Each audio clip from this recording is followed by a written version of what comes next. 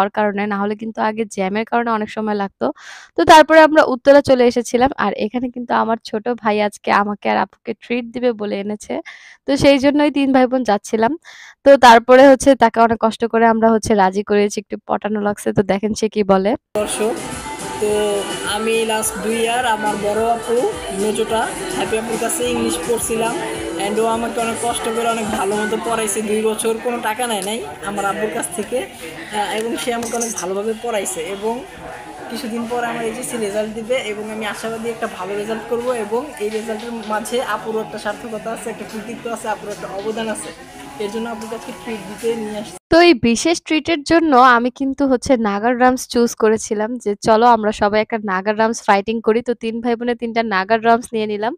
কে সবার আগে এই বোম্বাই মরিচ দেওয়া ঝাল নাগা ড্রামসটা শেষ করতে পারে।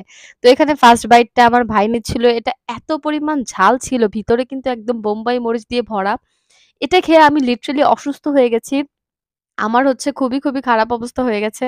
তো আমি ব্যাগে হচ্ছে ওদের জন্য এই চ্যালেঞ্জের আগে লুকিয়ে এই হচ্ছে স্টারশিপ চকোলেট মিল্কটা নিয়েছিলাম। তো অর্ডারের সময় তো ওরা জানতো না, না হলে কিন্তু আজকে অবস্থা খারাপই হয়ে গেছিল। তারপরে আমরা এই তো চলে আসলাম প্রত্যাশা। আর প্রত্যাশার এই জায়গাটা কিন্তু বিকালবেলায় অনেক সুন্দর থাকে। আর এই ব্রিজটা কিন্তু এখন কমপ্লিটও হয়ে গেছে। তো এই প্রকৃতিটা দেখতে আমরা বাসায় চলে যাচ্ছিলাম। আর এখন কিন্তু প্রত্যাশায়ও কাশফুল হয়ে গেছে। তো আপনারা যারা চান চাইলে কিন্তু কাশফুলেও ছবি তুলতে যেতে পারবেন। সবাইকে আমার ভিডিওটা কেমন লাগলো জানানোর জন্য অনুরোধ রইল। থ্যাংকস